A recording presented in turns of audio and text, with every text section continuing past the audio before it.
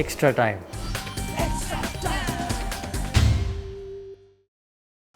Ashwin, having been a part of a few bio bubbles over the last 6 months, have you felt mental fatigue at all? And if yes, how have you kind of gotten over it? Mm, Look, the first part of my tour to Australia, my family, I mean, not first part, the whole Australian tour, my family was with me. And even during the IPL, I got them over for the second half of the tournament. But this tour, not got them here because I've used rotation policy and left them at home so that they get a break. But I think without them around, it can be incredibly hard. Yes, we get larger hotel spaces. We do get our entertainment area. We bond much better. One thing that I must say is standing out is the fact that because of this bio bubble, the players are getting together more often than what it was ever in the past. So I think the team bonding is like gotten better. But I am also sure that a lot of people feel a little bit of boredom and feeling lonely and all that. It'll be nice if they come out and seek some help. But for me to manage it has been mostly around watching stuff on online, reading books, and also doing a little bit of yoga and meditation and stuff. Congratulations on your 400th wicket, the landmark, and you've already spoken about it. I just want to know 619 Anil Kumble. Are you looking at that record still, or it's still a long way to go for you? I mean, if you look at it pragmatically, it's 218 wickets away. But for me, I stopped thinking about all those landmarks now a long time ago. It's been about what I can do, how I can get better, what more can I offer to the team. Because every time you come back into this setup, especially now that I'm playing only Test cricket and not playing the other formats, it's very important for me to come back with something that I can offer to the team every single time. So I'm looking to get better as an individual and as a cricketer every single day, not looking at what's lying ahead. That's probably one of the reasons why I'm really happy and enjoying my game at probably the best I have done in the last 15 years. So I'd like to continue this phase, not think about anything else ahead of me. Hi Ashwin, just taking an extension, about the thoughts control of the narrative. There are people, there are ex-cricketers from 80s or 90s. They have their own set of agendas. They speak what they feel like. But does it hurt when there is a Yuvraj Singh with whom you have shared the dressing room? He can just pick up a call and speak to you. But the way they say 800 wickets, 1500 wickets, saying things based on probably hypothetical calculations, does it hurt you? Because these are people who have played with you. They were in the part of the dressing room. They are not like a fan on the street when they comment like that. Okay, look, the reason behind my tweets were definitely not in context with anybody in particular. And when I read Uipa's tweet, I actually didn't get affected at all, to be honest, because I didn't find like he was, telling us anything or trying to suggest or anything. It just felt like a really plain tweet of saying these people were good and whatever, however you want to perceive it. But for me, the state of mind I am in right now, I didn't find it to be, anything wrong or anything, what to say, an agenda driven or nothing like that. I know Uvipa for a very long time and I have the utmost respect for him. But with respect to your agenda driven thoughts and all that, this is exactly what my tweets were meaning. Some of us or some people amongst us tend to buy the stuff that people sell. And I do not know the reason behind why certain people sell certain things, but it's clear. It's just a perception of what happens, and for me, I want to protect, or at least I want to try and put it out there that people who know me or who watching me talk at least realize that without their knowledge, they are actually being hypnotized to believing what they are buying. You think this has been your best phase ever? In terms of contributing with the ball and bat, and wherever different phases of the match. I would probably say this is probably one of the best phases in terms of the awareness I have about my own skill, what I need to be doing at different phases of the game, the ability to execute what I would like to think. Sometimes you want to execute something, but you're not there. You're quite off the mark by a little few, centimeters or inches, which make a massive difference in this sport. So it's a contribution of a lot of things. I can't put my finger and say this is why it is happening. The awareness of the game, the understanding of the game, things that I pick up, small cues that I watch, all these things are just coming together, and I'm very blessed and thankful for the fact that it's coming together at this point of time. And I'd like to continue and stick the sort of work that I've put in through the lockdown for the next whatever years I will have left ahead of me. what I wanted to ask you was that, having just achieved this landmark in a test match, which finishes like this, and then there's so much controversy around the pitch. Do you feel hurt that Now, what is attention this? gets? Sorry. What is this? I didn't get your this. What I'm trying to say Yeah. is that you've just achieved such a big landmark, and then there's this talk around the pitch. So does that sort of hurt you that the focus is taken away from the player's performance and his feet? Whether it's you or Akshar, and all the talk is about the pitch rather than the skills of the players. So do you sort of feel sort of disturbed by that? That it's at the end of the day it's a contest between bat and ball which should be talked about. I'm absolutely not disturbed with things being taken away from the context, because this is what's been happening for the last decade, and if not more. And that is why I put out the tweets that I did yesterday. I think people need to get the context of what's happening here. There have been some people who messaged me and said match is finished in 2 days, and what about all the 3 pink ball test matches that we've played? Everything is ended within 3-day time, and I do not want to know what to say, because when somebody just throws an opinion out there about a surface, and having had to played the game, unfortunately maybe they have not played the pink ball test matches, so they do not understand this facet of the game. But I would say my angst against the whole thing is the fact that when people say something, there are so many other people who are watching the same picture but are not able to paint a different one compared to somebody who is driving a certain case and selling a certain case to us, and this needs to stop. Hi, yes. I was wondering again about the pitch. Do you think it was a good pitch for Test cricket, third Test, and do you expect or do you hope for a similar surface for the next Test match? I have a question back. What is a good cricket surface? Who defines it? Yeah. Who defines I'm it? the one asking the question, but I would think. No, because I think the question is asked with a contest between bat and ball. no. Yes, of course, the bowler was in the game. The batsman needs to bat well to get runs. There is absolutely no question about it. What makes a good surface? Who defines this? Seam on the first day, then bat well, and then spin on the last 2 days? Come on, who makes all these rules?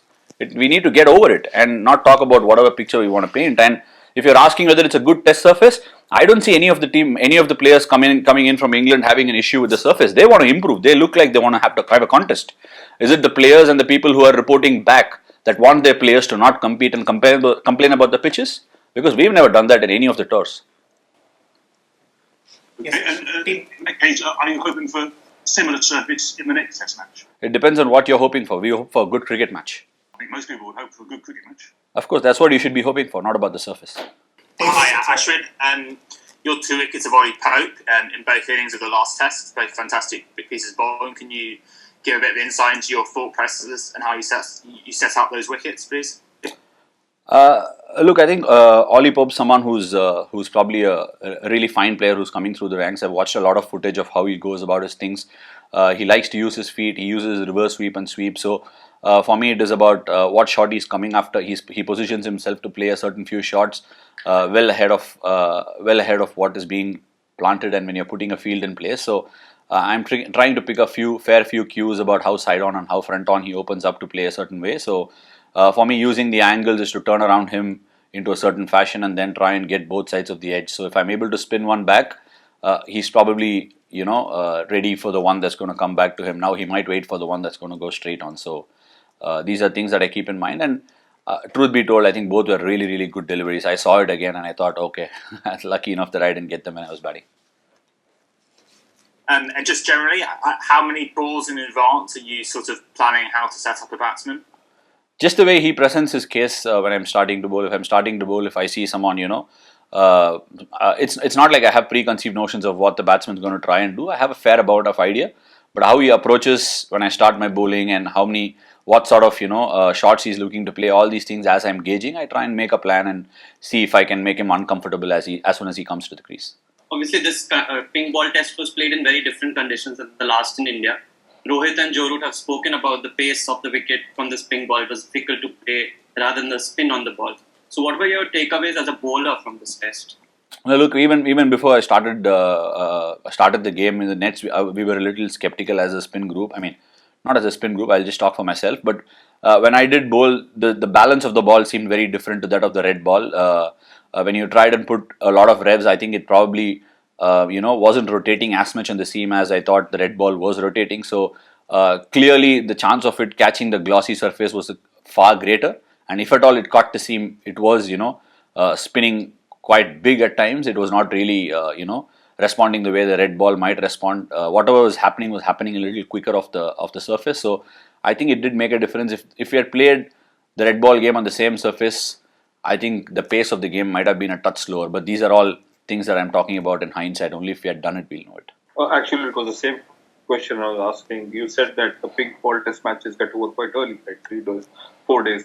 So, is it the ball, as in for a batsman who's so used to playing the red ball and suddenly he's facing the pink ball, be it pace or spin? Is that the one of the main reasons that the matches get early? Over early. It could be, but look, honestly, if you give a little bit of favor stacked towards the bowlers, this is what might happen, because the ball, a little bit of advantage towards the bowlers, it starts to swing more, it seems more, and the margin of error for the batter is so much more little. Instead of the ball beating the bat or probably getting a thick outside edge, it ends up getting the fine edge and goes behind to the keeper. So these are things that we've noticed, and it happened even at the Eden Gardens when we played Bangladesh. It could very well be spoken about how we really played well in that game and won that game and all that. But that's been the nature of the pink ball test. Even the one in New Zealand where England got all out for 59 and we got all out in Australia for 36. All these things are, if you look at the larger picture of test cricket, you might say these are just one-off occasions, but these are a regular affair in pink ball tests. Ashwin, just to pitch in more with the pink ball issue. One is, do you think it's better to have the pink ball test if it has to be held at the start or end of a series rather than squeezing it midway through it?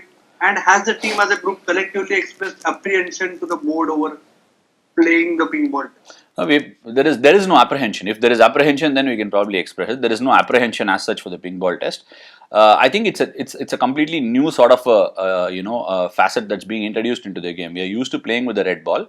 Everybody, like I said, has been conditioned to playing with the red ball, and now all of a sudden they've brought in the pink ball, and the pink ball is bringing new dimensions to the game. So it's about adapting. If you play more and more and obviously get used to it, the players are going to adapt better for the good. Even it's the same thing with one-day cricket, right? We were playing with red ball for a long period of time, then we shifted to the white ball.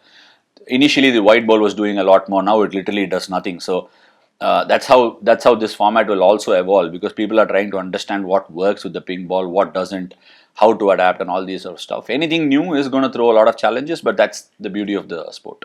Is there any issue with the visibility of the pink ball or the way it's skidded?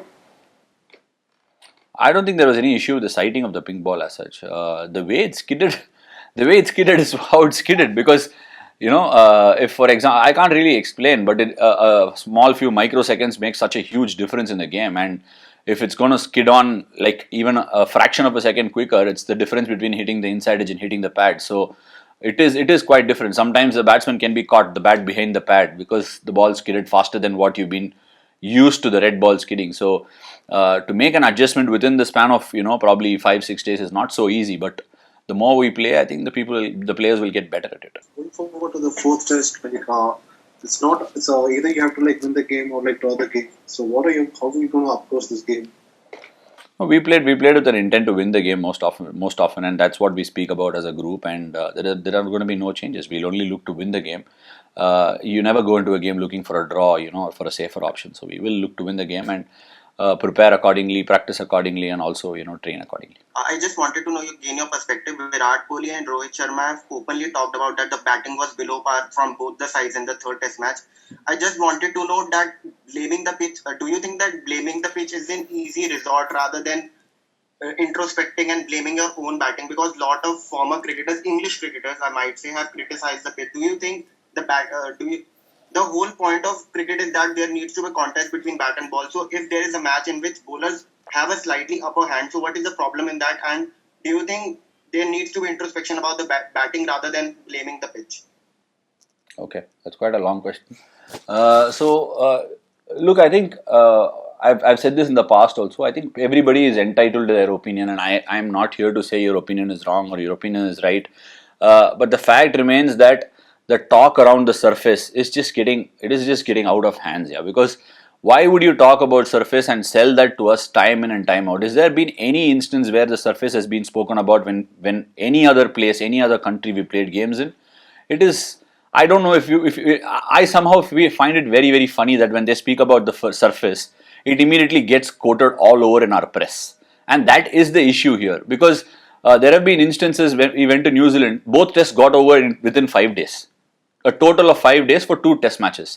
And now nobody quoted it. None of, and there is a video that's doing the rounds where Virat in South Africa is saying, I am not here to talk about the pitch and I'm not comforting my boys with regards to that. And that is how we've been taught to play cricket. And I don't know why we indulge such thoughts and promote such thoughts. And that's why I say, let them sell it. Buying is always our choice. What are your thoughts on the quality of the SG pink ball as compared to the Kookaburra that you played? And are they different from each other in terms of how they react to the...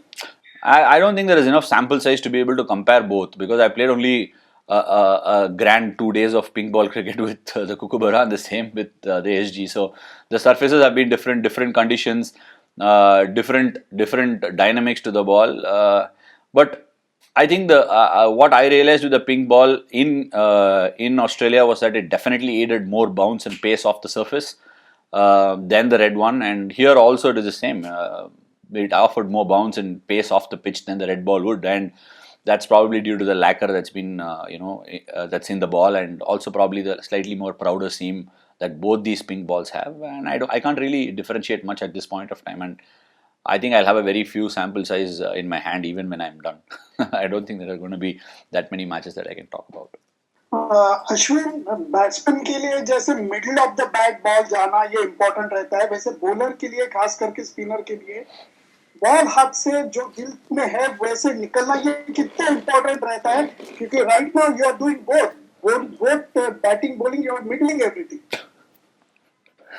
thank you Lalit sir, I will take it as a compliment. But जैसे batsman को बोलता है कि form में है, bat से अच्छा ball निकल रहा है, वैसे ही बॉलर को भी हाथ से अच्छा टूटना है ball. It needs to come out really well.